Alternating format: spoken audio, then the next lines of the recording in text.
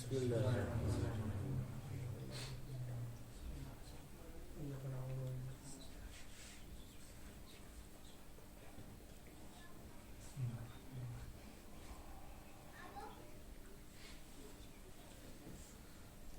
حول ولا قوة إلا بالله العلي العظيم. أعوذ بالله من الشيطان اللعين الرجيم. بسم الله الرحمن الرحيم. الحمد لله رب العالمين، والصلاة والسلام على سيدنا المرسلين وخاتم النبيين مولانا أبي القاسم محمد. اللهم صل على محمد وآل محمد عجل فرجهم. وآله الطيبين الطاهرين المعصومين المظلومين، ولعنة الله على أعدائهم أجمعين من يومنا هذا إلى قيام يوم الدين.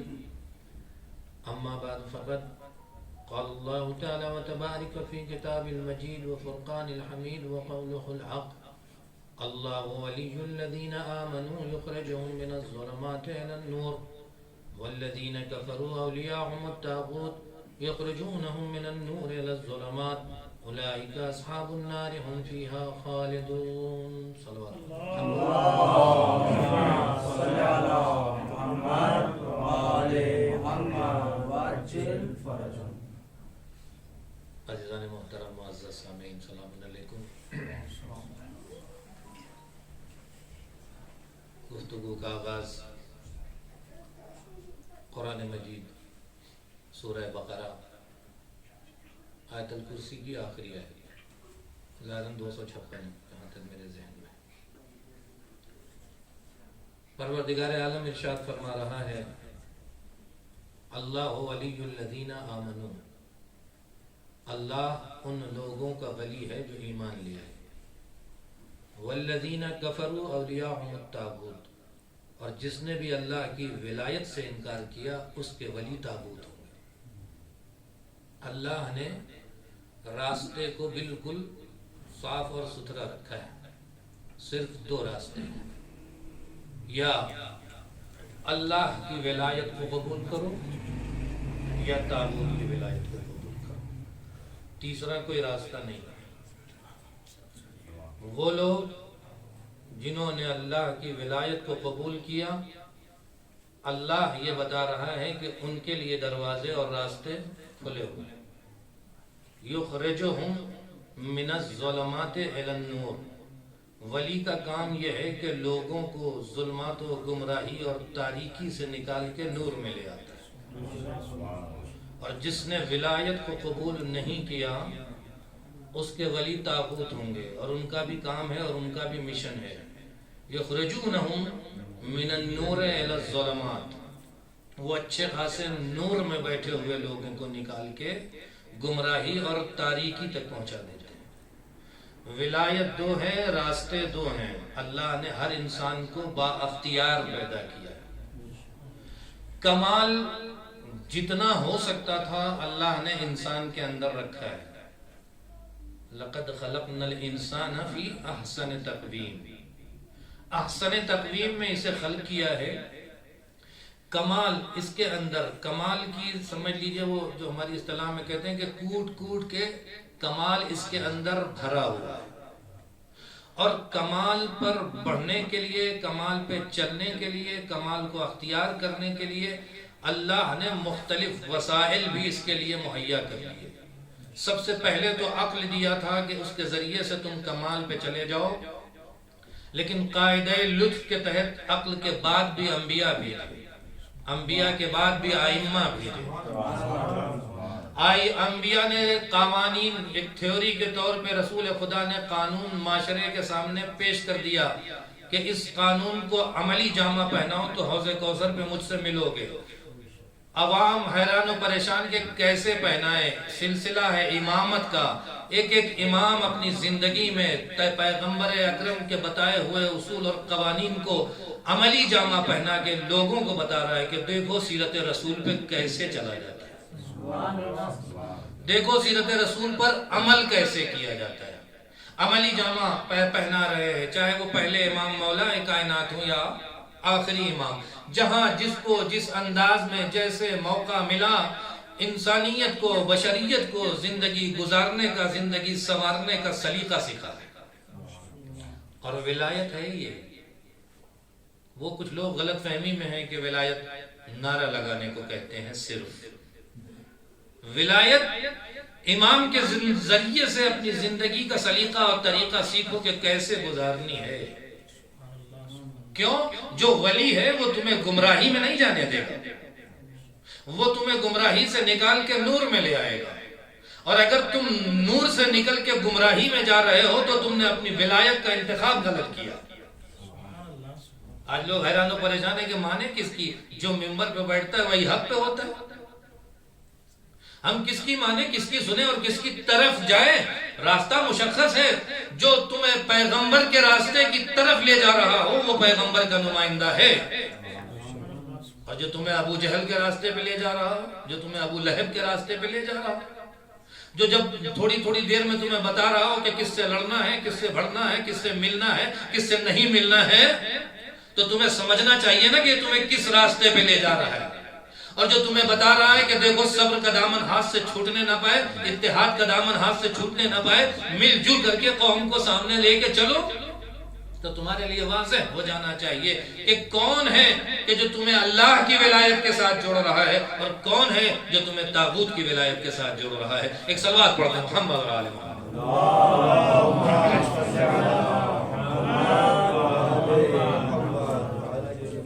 کیونکہ ولایت ایک نظام اور ایک سسٹم ہے. وہ جو اللہ کا نظام، وہ جو اللہ کا سسٹم جسے پیغمبر نے آ کے دنیا والوں کے سامنے پیش کیا، اسی کو ولایت کہتے ہیں. ورنہ اللہ صرف اپنے آپ کو ولی کہہ رہا ہے. اگر قرآن کی دوسری آیتیں نہ ہوتی، اللہ ولی الذین آمنوا، اللہ ان لوگوں کا ولی ہے جو ایمان لے آئے. لیکن انما ولیکم اللہ ورسولہ، تو ہم کو پتہ چلتا ہے کہ اللہ ولی ہے. اللہ نے نظام اور قوانین بنا دیے ہیں. اس قانون اور سسٹم کو اللہ کا بنایا ہوا ولی رسول خدا تم تک پہنچائے گا. اس قانون کو، نظام کو، سسٹم کو جو جسے اللہ نے ولی بنایا ہے وہ تم تک پہنچائے گا. اور اسے عملی جامہ پہنانے کے لیے خود رسول بھی ہے اور رسول کے بعد ائمہ بھی ہیں. تو ان کی سیرت پہ چلنا ولایت کو قبول کرنا ہے. ہم عوام الناس میں جاتے ہیں، یہاں تو خیر علماء کرام بیٹھے ہوئے ہیں، لیکن عوام الناس میں جاتے ہیں تو سیرت سے کوئی ربط نہیں ہوتا ہے. وہ تو آپ کی ولایت کے پیمانے کو یا آپ کی شکل و صورت سے ناپتے ہیں یا آپ کے نعرے سے ناپتے ہیں. خدا نہ کرے یہ ماحول ہمارے یہاں آ جائے. یہاں آنا مشکل ہے، علماء کرام ہیں انشاءاللہ کے سپر بنے رہیں گے. آپ مجلس میں بیٹھ جانا، مجلس میں آ جانا، مجلس کو برپا کر دینا، یہ معیار نہیں ہے. معیار یہ ہے کہ اس مجلس سے دیا کیا جا رہا ہے، اس مجلس میں بیٹھ کے لیا کیا جا رہا ہے. جب تک ان دونوں چیزوں پہ نظر نہیں ہوگی ہم اس راہ ولایت پہ نہیں چل پائیں گے جس کا ہم ادعا کرتے رہتے ہیں. مجلس ہمارے لیے ایک مشن ہے، ایک ہدف کے تحت یہ ہم پر آئی ہے ہمارے پاس کہ اس کے ذریعے سے ہم اپنی زندگی کا سلیقہ اور طریقہ سنوار سکیں.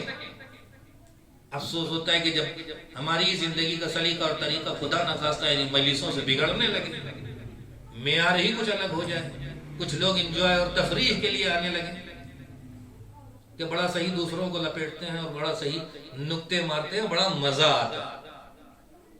تو یہ تو مزہ لینے کی جگہ نہیں ہے، تو درسگاہ حسینی ہے، یہاں سے تو درس لیا جاتا ہے. مزہ لینا تو انسان کہیں اور جائے. لیکن اگر مجلس میں آیا ہے تو حسین کے بتائے ہوئے راستے پہ چلنا ہوگا. خطیب کو بھی محتاط ہوگا، سامعین کو بھی محتاط ہونا پڑے گا. تالی دونوں ہاتھ سے بجتی ہے، ایک ہاتھ سے نہیں بجتی ہے.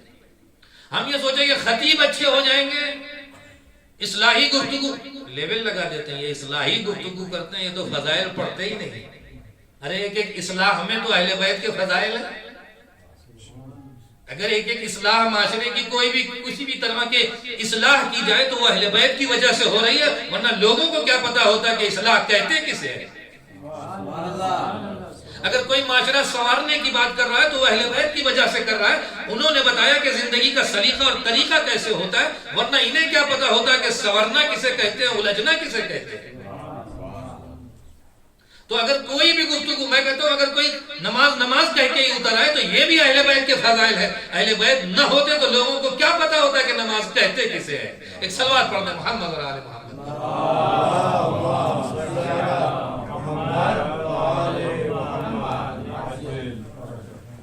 لیکن اہل بیت اطہار نے ہمیں سکھایا کہ دیکھو میری سیرت ہے، اس سیرت کو لے کے چلو گے تو ولایت کے مدافع مانے جاؤ گے. یہ نہیں کہ تبلیغ پہ گئے اور دیر سے زیادہ چمچہ گرم. وہ ابھی جو اہل بیت کی ولایت نہیں سمجھ سکے ہیں ان کو ولی فقیہ سمجھانے کی کوشش کرنے لگے تو معاملہ پلٹ جاتا ہے. جیسے ہی آپ مکتب میں جائیے اور بچے کے سامنے کتاب کھولیے اور یہ سے شروع کیجیے، اے بیٹا یہ ہے، پھر اس کے بعد یہ بڑی والی ہے، یہ چھوٹی والی ہے. تو چھوٹا سا بچہ ہی ہے، وہ کہے کہ مولانا الف سے پڑھائیے، الف سے یہ تک آئیے تو کہ سلسلہ باقی رہے. ولی فقیر ضروری اور لازم ہے، اس کے بغیر زندگی چلنا دشوار ہے. لیکن ان کے درمیان میں جہاں آپ سمجھانے گئے، پہلے انہیں اللہ کی ولایت سمجھائیے، پہلے انہیں رسول اللہ کی ولایت سمجھائیے، اہل بیت اطہار کی ولایت سمجھائیے. ایک سلسلہ تو چلائیے، وہ چلنا سیکھ جائیں گے، ولی فقیر تک خود بخود پہنچ جائیں گے. ہم نے ان کو چلنا نہیں سکھایا، ہم نے ان کو اہل بیت کی ولایت کا مطلب اور مقصد ہی نہیں بتایا. وہ تو سمجھتے ہیں کہ ولایت کا مطلب یہی ہے کہ لوگوں کو یہ محسوس ہو کہ میں بہت بڑا مولائی ہوں. میں مسجد میں بیٹھتا ہوں مجلس میں تو نعرے پہ نعرہ لگاتا رہتا ہوں، میں جلوس میں رہتا ہوں تو بس آگے آگے اور کچھ نہ کچھ ایکٹیویٹی دیکھ کے لوگ ہماری یہ سمجھتے ہیں کہ یہ مولائی ہے. ولایت کا کام تو کچھ اور تھا. ہمارے اخلاق سے، ہمارے کردار سے، ہماری رفتار و گفتار سے ظالم کے سامنے ہمارا کیا بیہیو ہے، مظلوم کے ساتھ ہمارا کیا کام ہے. اس سے پتہ چلتا ہے کہ ہم ولایت سے کتنا نزدیک ہیں. نعرہ لگانے سے کچھ نہیں ہوتا.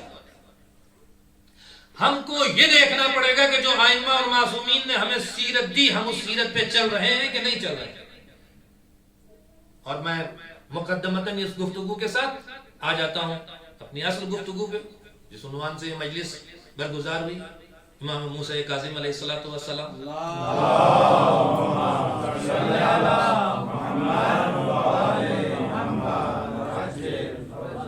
جن کی شہادت کا دن ہے.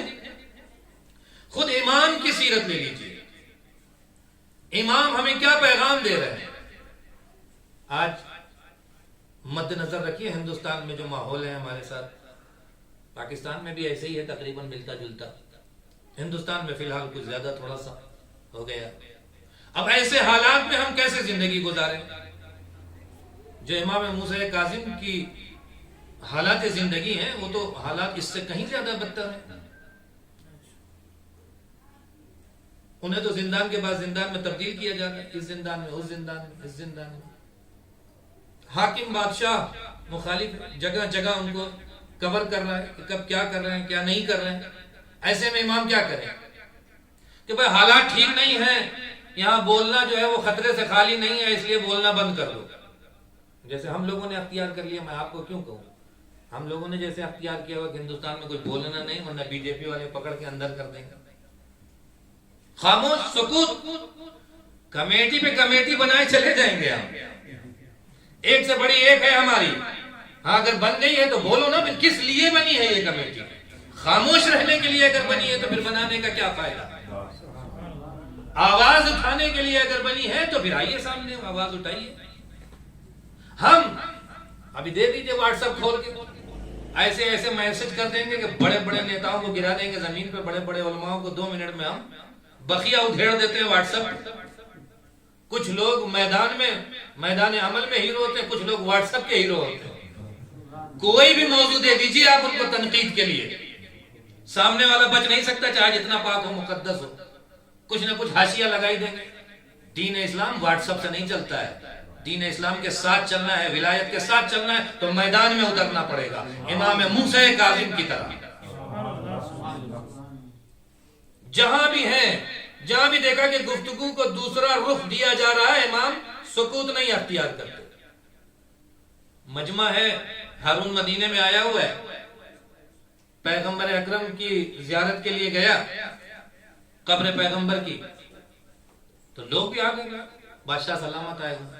اب جب دیکھا اس نے مجمع اکٹھا ہو گیا تو السلام علیکم یا رسول اللہ کے بعد اس نے کہا کہ آپ پر سلام ہو اے میرے چچا زاد بھائی، اے میرے چچا کے بیٹے، آپ پر سلام ہو. اور بلند آواز میں کہا. پبلک پر روب جما رہا تھا کہ ایسے ہی نہیں خلیفہ بنا بیٹھا ہوں میں، رشتہ داری ہے میری پیغمبر سے. ہم ہوتے وہاں تو کہتے کہ مصلحت کا تقاضا یہ ہے کہ بادشاہ سلامت بھی موجود ہیں اور پبلک بھی موجود ہے، نقصان ہو جائے گا، خاموشی سے نکل دیں.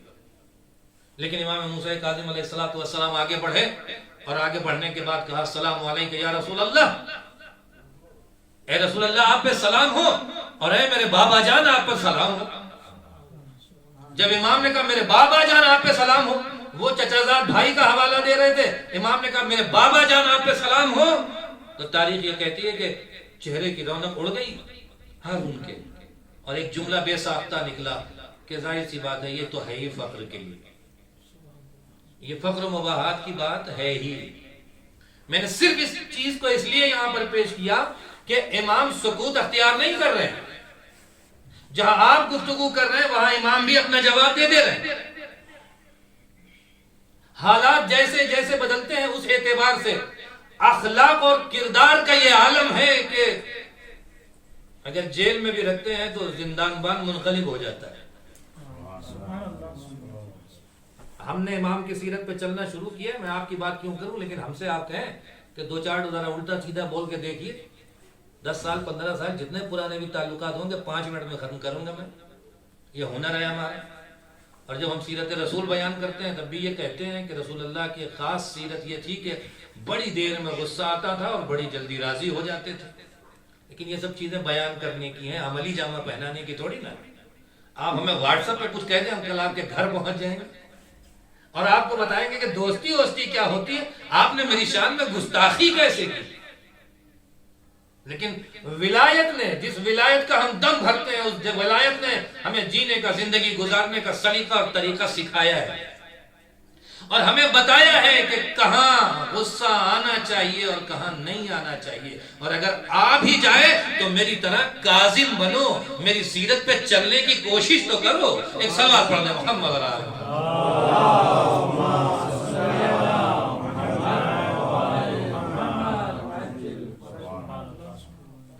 ایسے ہی نہیں لقب ہے امام کا ہمارے پاس. لیکن ہمارا عالم تو یہ ہے کہ بھائی ہمیں غصہ آ گیا تو ہم تو کسی کو نہیں چھوڑتے، وہ کتنی بھی بڑی منزل پہ فائز ہو، ہم سے بزرگ ہو، کچھ بھی ہو، ہمیں کیسے کہہ دیا. ان کو پہلے تحقیق کرنا چاہیے تھا میرے بارے میں، بول کیسے دیا. لیکن جو سیرت امام ہے، آپ کچھ بولیں گے تو ہم اس کا جواب دیں گے، خاموشی اختیار نہیں کریں گے. یہ ہارون یہ بار بار امام سے کہہ رہا تھا کہ فدق لے لیجئے اپنی واپس، فدق کا مسئلہ ہے تو آپ فدق واپس لے لیجئے. تو تاریخ نے جو جملہ لکھا ہے کم سے کم یہی ثابت ہو گیا اس جملے سے، بات کی بات تو الگ ہے، اس جملے سے یہ ثابت ہو گیا کہ فدق حق امام کا ہی تھا. ورنہ کیوں کہتا، وہ تو دلیلیں لے آتا کہ ہمارے ان کا حق تھا اور ابھی بھی چلا رہا ہے اس لیے میرے پاس ہے. لیکن اس نے کہا کہ نہیں، فدق آپ کا حق تھا اور ہمیں بتائیے تو دے دے. تو امام ٹال دیتے تھے بات کو کہ جانے دو، چھوڑو، نہیں چاہیے، نہیں آپ بتائیے، نہیں بتائیے. جب زیادہ اصرار بڑھا تو امام نے کہا کہ دیکھو اگر میں تمہیں فدق کی حدود بتاؤں گا تو تم منکر ہو جاؤ گے، دینے سے انکار کر دو گے. اس نے کہا آپ کو آپ کے جد کا واسطہ فدق کی حدود بتائیے. تو امام نے کہا کہ اس کی پہلی حد عدن اور یمن، اس کی دوسری حد سمرقند ہے، اس کی تیسری حد افریقہ ہے، اس کی چوتھی حد ارمنستان ہے. تو وہ ایک ایک حد پر میں نے خلاصہ کر دیا آپ کے، جیسے جیسے امام ایک حد بتاتے تھے ویسے ویسے اس کے چہرے کا رنگ تبدیل ہوتا تھا کہ وہ سمجھ رہے تھے کہ چھوٹی سی باغ جو ہے اسی کا چکر ہے. ابھی بھی ہم میں سے بہت سے لوگ سمجھتے ہیں کہ وہی باغ کا ہی چکر تھا. امام نے ہمارے لیے واضح کیا، جب جیسے جیسے ایک حد بتا رہے ہیں ویسے ویسے ان کی تیوریاں پیشانی پہ بل پڑتے چلے جا رہے ہیں، یہ آپ کیا کہہ رہے ہیں، یہ آپ کیا کہہ رہے ہیں؟ کہ جو حدود تم نے مانگی تھی وہ حدود ہم نے بتا دیا۔ کہ اتنی حدود کا مطلب یہ ہے کہ ہم زمین پہ چلے جائیں اور آپ کو تخت پہ بٹھال دیں؟ امام بتانا یہ چاہتے تھے کہ حکومت حق ہی اہل بیت کا ہے، اہل بیت کے علاوہ کوئی اور حکومت نہیں کر سکتا۔ اللہ نے یہ منصب اہل بیت کو دیا ہے، اور جس نے بھی اہل بیت کے مقابلے میں آ کے حکومت کی وہ غاصب ہو سکتا ہے، حاکم نہیں ہو سکتا۔ ایک سلوات پڑھ دیں محمد اور آل محمد۔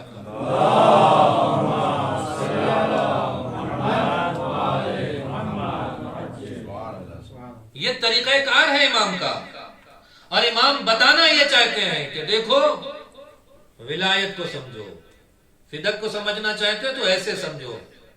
ہم میں سے ہوتے شیر کہہ رہے تھے باغ نہیں دیا، ایک باغ کا چکر تھا، ایک باغ کا چکر نہیں تھا۔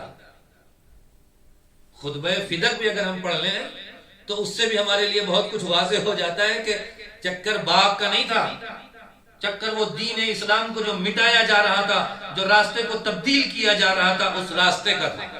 اور امامت اور ولایت کا فریضہ یہ بنتا ہے کہ اس راستے کو بچایا جائے اور روکا جائے۔ جو انحراف سقیفہ میں دیا جا رہا تھا صراط مستقیم کو، ابتدا میں لوگ یہ سمجھ رہے تھے کہ بہت مختصر انحراف ہے۔ بھائی جو منحرف لکیر کھینچی جاتی ہے تو ابتدا میں فاصلہ بہت مختصر ہوتا ہے، آگے جیسے جیسے بڑھتے جائیں گے فاصلہ بڑھتا چلا جاتا ہے۔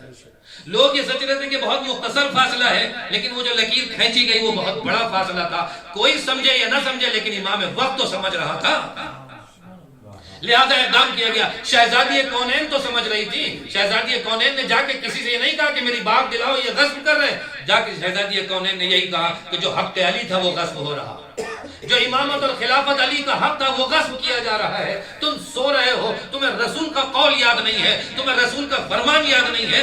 یہی شہزادی کا اصرار تھا، اور شہزادی دین کو موڑنا نہیں چاہ رہی تھی، جو موڑنا چاہ رہے تھے ان کے مقابل میں آئی۔ اور یہی وجہ ہے کہ خطبہ فدق کا جب آغاز کرتی ہیں تو پہلے توحید سمجھاتی ہیں، پھر رسالت سمجھاتی ہیں، پھر امامت بتاتی ہیں، مختصر کر کے امامت بتاتی ہیں۔ ہاتھوں کو جوڑ کے کہوں گا شہزادی آپ فدق کی بات کرنے آئی ہیں، فدق کی بات کیجئے، ان غاصبوں سے فدق لے لیجئے آپ، توحید اور رسالت اور امامت۔ تو شہزادی شاید یہی جواب دیں کہ میں انہیں دین سمجھانا چاہتی ہوں، میں انہیں اپنے بابا کا دین سمجھانا چاہتی ہوں۔ اگر یہ دین سمجھ گئے تو یہ غاصب نہیں ہوں گے، اگر یہ دین سمجھ گئے تو یہ ظالم نہیں ہوں گے۔ شہزادی بیماری کا علاج بنیاد سے کرنا چاہتی تھی، اور آج بھی شہزادی کا پیغام یہی ہے کہ پہلے دین محمد کو سمجھو، ساری برائیاں تمہاری اس وقت ختم ہو جائیں گی جس دن دین حقیقی تمہارے اندر آ جائے گا۔ ایک سلوات پڑھ لیں محمد علیہ۔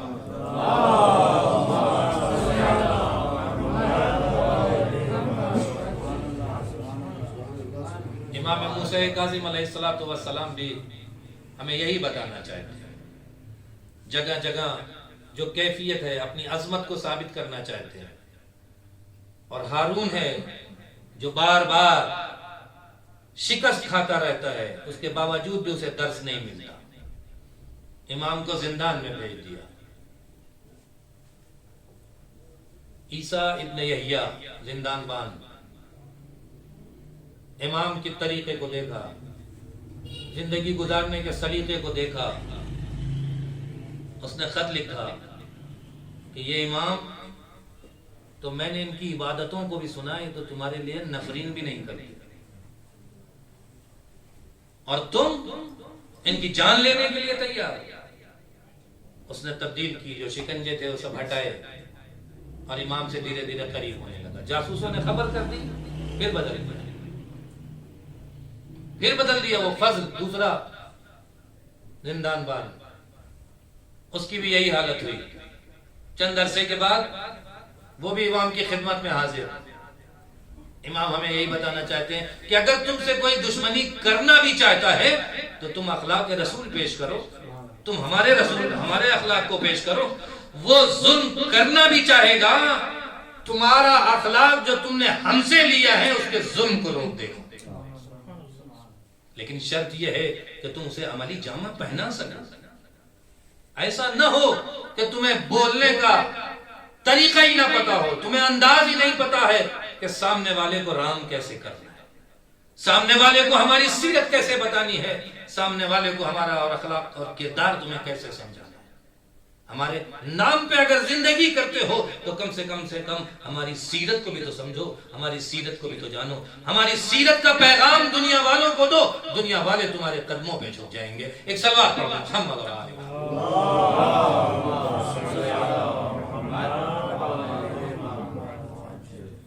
یہ امام کاظم کی سیرت ہمیں بتاتی ہے کہ دیکھو معاشرے کو مد نظر رکھ کے گفتگو کرو. تمام ائمہ جیسے جیسے زمانہ بدلتا ہے حالات کے تحت کبھی کبھی ہم یہ دیکھتے رہتے ہیں کہ سامنے والے نے جو کچھ بھی بولا ہے وہ ہمارے مزاج کے مطابق تھا کہ نہیں تھا. اگر مزاج کے مطابق نہیں تو ہم مخالفت پہ کھڑے ہو جاتے ہیں, جبکہ ہمیں یہ دیکھنا چاہیے کہ کیا حالات ہیں, کیا مسائل ہیں, اس کے بعد کی گفتگو کیا ہے. اب چھٹے امام جعفر صادق علیہ السلام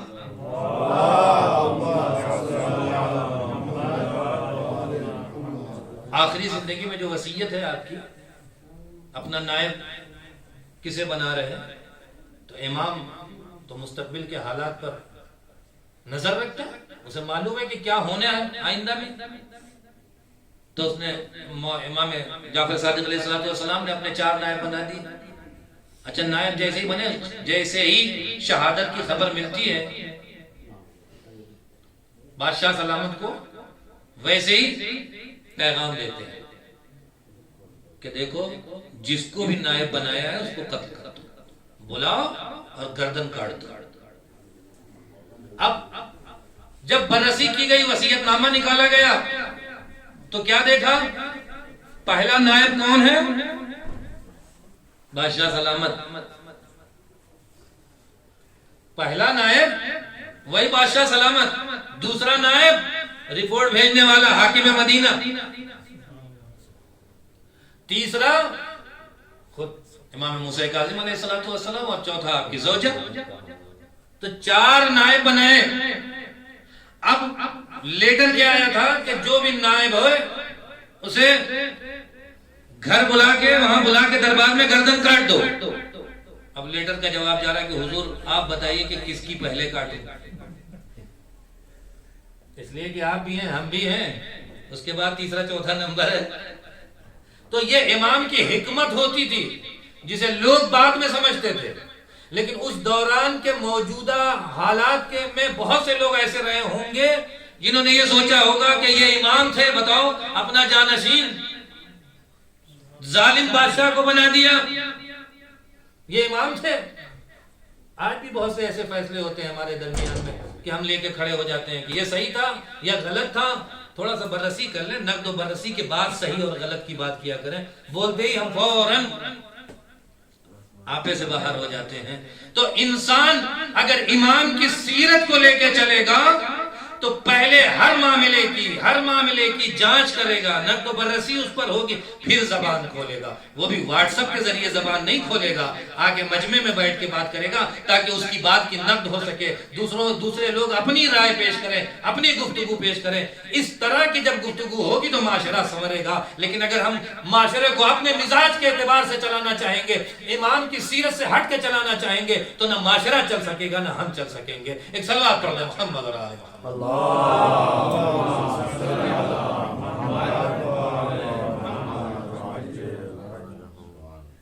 بس عزیزان محترم, میں نے آپ کی گفتگو کو تمام کیا. مختصر سے باتیں تھیں. البتہ یہ چیز ہمارے اور آپ کے درمیان واضح ہے کہ اگر کسی کو سیرت امام پہ چلنے کا حق ہے تو وہ سب سے پہلے ہمیں اور آپ کو, اس لیے کہ ہم سب انہی کے نام سے پہچانے جاتے ہیں. ہم سب کو یہی کہا جاتا ہے کہ علوم آل محمد حاصل کرنے والے ہیں, یہ علوم آل محمد کی تبلیغ کرنے والے ہیں, یہ علوم آل محمد کو عملی جامہ پہنانے والے ہیں. ماہ مبارک رمضان بھی آہستہ آہستہ قریب ہے, تبلیغ کے بھی ایام آ رہے ہیں اور حالات بھی دشوار ہیں. اب ایسے حالات میں ہمیں یہ دیکھنا ہوگا کہ ہمارے اندر امام کی سیرت پہ چلنے کا حوصلہ کتنا ہے, امام کی سیرت پہ چلنے کا حوصلہ کتنا ہے. اکثر بہت معذرت کے ساتھ گفتگو قبلہ چل رہے ہیں ماہ رمضان میں انشاءاللہ تبلیغ کے لیے، تو اگر کہیں سے ٹکٹ ملے گا تو چلیں گے، ورنہ کہاں جائیں گے؟ ٹھیک ہے، اقتصادی حالات خراب ہیں، ہم سب کو پتہ ہے، کھانا پینا مشکل ہو رہا ہے، لیکن کم سے کم یہ نیت تو نہیں ہونی چاہیے، یا کم سے کم اگر اندر ہماری نیت ہو تو یہ باتیں زبان پہ تو نہیں آنی چاہیے۔ ایسا بھی تو ہو سکتا ہے کہ ہماری یہ زبان کہیں اور پہنچ جائے اور لوگ اس سے سوء استفادہ کریں۔ تو مبلغین کی بات کرتے ہیں، وہ تو پہلے یہ پوچھتے ہیں کہ ملے گا کتنا ٹکٹ ہوگا تو جائیں گے، نہیں تو نہیں جائیں گے۔ بلکہ ہماری زبان اسی طرح سے بدل سکتی ہے، صرف زبان بدلنے کا موقع ہے۔ کل سے انشاءاللہ سب پاک ہیں، بھائی ہم کہہ دیں کہ ہم تو پوری طرح سے آمادہ ہیں انشاءاللہ، اگر ساری چیزیں ہموار ہو گئی، ٹکٹ کی کوشش کر رہا ہوں، اگر انتظامات ہو گئے تو انشاءاللہ چلیں گے، اور کیوں نہیں چلیں گے؟ صاحب ہندوستان میں حالات بہت خراب ہیں، وہاں سوچ سمجھ کے بولیے گا، پارٹی کے خلاف بول دیا تو جیل ہو جائے گی۔ ارے ہم تو ان ائمہ کے ماننے والے ہیں جن میں اکثریت کو جیل ہو، اور جیل ان کے لیے افتخار کا سبب بنی، اور ان کی تبلیغ جیل میں بھی نہیں رکی، جیل میں بھی جو ان سے متصل ہوا وہ تبدیل ہو گیا۔ اور ہم ولادت کے ساتھ ساتھ ہمارا اعلان یہ ہے کہ ہم اپنے ائمہ امام سے متصل ہیں، ان کی سیرت لے کے چل رہے ہیں، ان کے اخلاق لے کے چل رہے ہیں، ان کے کردار لے کے چل رہے ہیں، لیکن تبدیلی نہ جانے کیوں نہیں آ رہی ہے؟ شاید ایسا ہو کہ میں اپنی بات کروں کہ ہم نے صرف زبان سے یہ باتیں کی ہیں، کیوں؟ اگر ہم عمل کے ذریعے سے ہم نیت کر لیں تو امام میں وہ طاقت، وہ قوت، وہ پاور ہے کہ وہ ہماری نیت کے ساتھ ہمارے اندر تبدیلی لا سکتے ہیں۔ ایک صلوات پڑھیں محمد رسول اللہ۔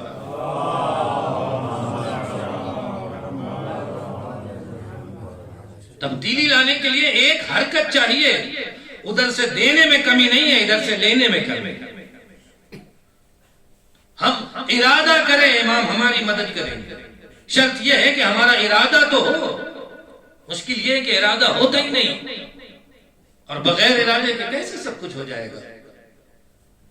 ذہن میں ایک لطیفہ یاد آیا، بیان کر دوں اور بات کو پھر آگے بڑھا دیتا ہوں کہ یہاں آپ سب کو پتہ ہے بینک میں اب تو تھوڑا کم ہو گیا، ورنہ ہر سال وہ قرض الحسنہ کا اکاؤنٹ کھلوائیں تو ایک انعام نکلتا تھا، ہر سال کے آخر میں انعام نکلتا تھا، جن کا اکاؤنٹ ہے وہ اچھا خاصا، کسی کا 20 ملین 25 ملین 50 ملین بھی اس زمانے میں نکلتا تھا لوگوں کا انعام۔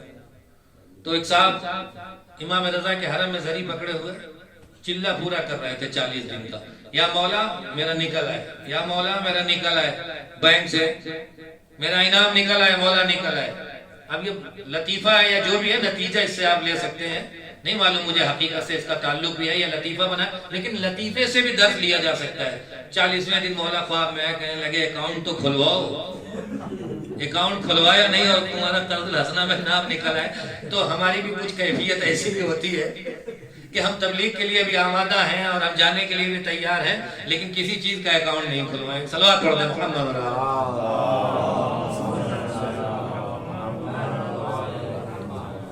لہذا ضروری ہے کہ امام موسیٰ کاظم کی سیرت پر عمل کرتے ہوئے ہمارے قدم آگے بڑھیں، ہم زندان کی سختیوں سے نہ ڈریں، ہم ظالم کے مقابلے میں کھڑے ہو کے گفتگو کرنے کی صلاحیت رکھتے ہو، لوگوں کو پتا تو چلے کہ یہ امام موسیٰ کاظم کے ماننے والے ہیں۔ امام موسیٰ کاظم اس وقت زندہ ہوں گے جب ہم شیعہ مل کے ان کی سیرت کو زندہ کریں گے، مولا کائنات اس وقت معاشرے میں زندہ رہیں گے جب ہم مل کر کے ان کی سیرت کو زندہ کریں گے۔ یہ ہماری غلط فہمی ہے کہ صرف نام سے ان کو زندگی دی جا سکتی ہے، ہاں ان کی سیرت کو اگر ہم نے زندہ کر دیا تو سیرت کے ساتھ ساتھ نام بھی زندہ رہے گا اور قیامت تک زندہ رہے گا، ورنہ لب و لہجے کی بات ہوگی، اشعار میں آپ پیرو دیں جو بھی چاہیں، لب و لہجہ سیٹ کر لیں، نعرے حیدری لگوا دیں، یہ سب ہے، لیکن اگر نام زندہ کرنا چاہتے ہیں تو آپ کو پہلے مولا کائنات کی یا ائمہ معصومین کی سیرت کو زندہ کرنا پڑے گا۔ آج ہم سب کا فریضہ ہے، امام کاظم کی شہادت کا دن ہے، امام کاظم سے دعا کریں مولا آپ ہمیں توفیق عطا فرمائیے کہ ہم آپ کی سیرت پہ چل سکیں۔ مولا صرف بیان کر کے ممبر سے اتر نہ جائیں، مولا صرف سن کر کے واہ واہ کر کے نکل نہ جائیں، بلکہ مولا ہمیں توفیق عطا فرمائیے کہ ہم آپ کی سیرت کو عملی جامہ پہنا سکیں، معاشرے میں اس طرح سے چلیں کہ ہم کچھ نہ کہیں، لوگ یہ کہیں کہ یہ امام کی سیرت پہ چلنے والا ہے، یہ امام کی سیرت کو اپنانے والا ہے، یہ بکنے والا نہیں ہے، یہ غلط بولنے والا نہیں ہے، یہ کسی دوسری پارٹی میں جانے والا نہیں ہے، اس لیے کہ یہ امام کا ماننے والا ہے۔ ایک سوال پڑھنا محمد اور آلہ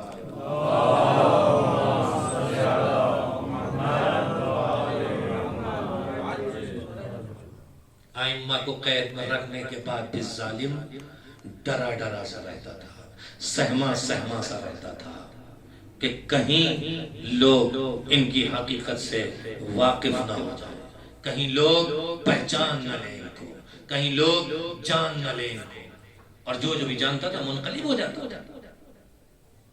ہارون نے امام موسیٰ کاظم سے پوچھا کہ میں نے سنا ہے کہ لوگ تمہیں اپنا حاکم مانتے ہیں اور وجوہات شرعی تمہارے پاس بھیجتے ہیں، تم حاکم ہو یا میں حاکم ہوں؟ امام نے پلٹ کے جواب دیا، لوگوں کے بدن پر تیری حکومت ہے، لوگوں کے قلوب پر میری حکومت ہے۔ ہم اس امام کے ماننے والے ہیں جو قلوب پر حکومت کرتا ہے۔ ہم اس امام کی سیرت کو اختیار کریں جس نے قید خانے سے بھی پیغام دیا، ہم اس امام کی سیرت پہ چلیں کہ جس نے جاتے جاتے بھی ظالم کو رسوا کر دیا۔ سندھی لوگوں کو بلا کے یہ واضح کرنا چاہتا ہے کہ دیکھو طبیعی طور پر امام بستر پر ہے اور ان کی طبیعی موت ہو رہی ہے، لیکن امام نے وہیں سے پیغام دے دیا کہ مجھے 3 دن پہلے سے زہر دیا جا چکا ہے اور وہ زہر اثر انداز ہو رہا ہے اور میری موت اس زہر کی وجہ سے ہوگی، مجھے شہید کیا جا رہا ہے۔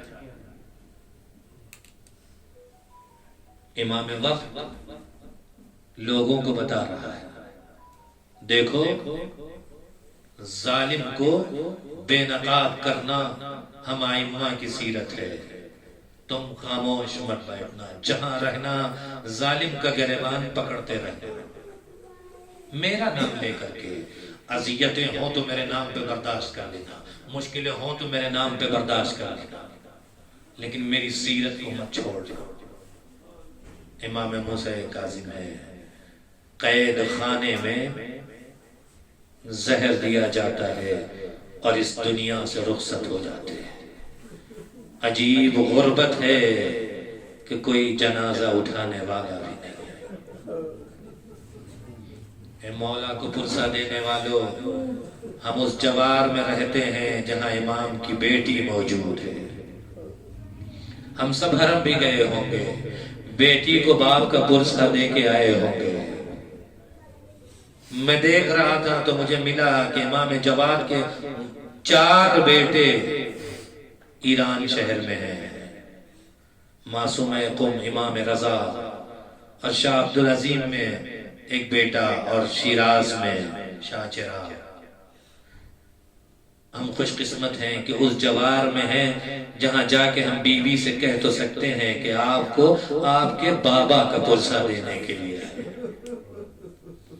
آج مجلس بھی اسی عنوان سے رکھی گئی کہ امام موسیٰ کاظم کا پرسہ ان کی بیٹی معصومہ قم کو دیا جائے۔ شہزادی ہم سب عالم غربت میں ہیں، شہزادی ہماری وارث تو آپ ہی ہیں، شہزادی ہمیں گھر کی یاد آتی ہے تو ہم آپ کے حرم میں آ جاتے ہیں۔ اے شہزادی لیکن آج ہم آئیں گے تو آپ کو پرسہ دینے کے لیے، آپ کے بابا کا پرسہ دینے کے لیے جن کا جنازہ بڑی مظلومیت کے ساتھ پل بغداد پہ رکھ دیا گیا، جنازہ اٹھانے والا کوئی نہیں ہے۔ اللہ اکبر، اللہ اکبر۔ حکومت کی طرف سے اعلان ہو رہا، آؤ دیکھ لو، آؤ دیکھ لو، ہم نے انہیں مارا نہیں ہے، یہ طبیعی موت سے، ان کے اوپر کوئی زخم کے نشان نہیں ہے۔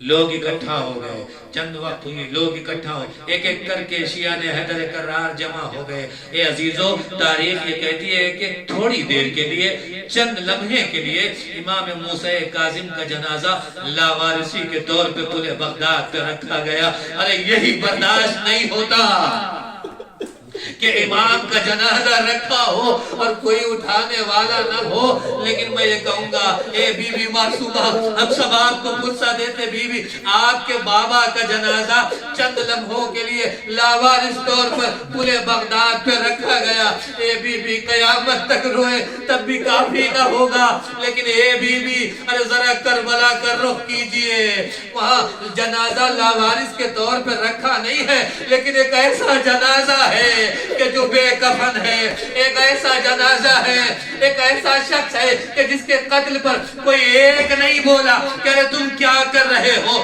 ایک بہن ہے جو ٹیلے زینبیہ سے آواز دے رہی ہے ارے تم میں کوئی مسلمان نہیں ہے، ارے تمہیں کیا ہو گیا، اے پسرے ساتھ تو کھڑا دیکھ رہا ہے میرا ماں جایا ذبح ہو رہا، لیکن زینب کی آواز بھی نہ سنی گئی، حسین کو قتل کر دیا گیا۔ اے بی بی معصومہ، ہم آپ کو پرسے کے لیے کہیں آئیے کربلا میں دیکھیے، جنازہ ہے، بیٹا بھی موجود ہے، لیکن پلٹ پلٹ کے جنازے کو دیکھ رہا ہے، چہرے کا رنگ متغیر ہو رہا، پھوپھی نے آواز دی بیٹا سید سجاد یہ کیا کیفیت ہے میرے لال، ارے ابھی تو کوفہ اور شام کی منزلوں کو طے کرنا ہے، اے میرے لال تمہاری کیا حالت ہے؟ سید سجاد نے پلٹ کے کہا اے پھوپھی اماں انصاف سے بتائیے گا، ارے وہ بیٹا کیا کرے کہ جوان بیٹا موجود ہو اور باپ کا لاشا بے کفن موجود ہو اور بیٹا اتنا مجبور کہ اپنے باپ کو کفن بھی نہ دے سکے۔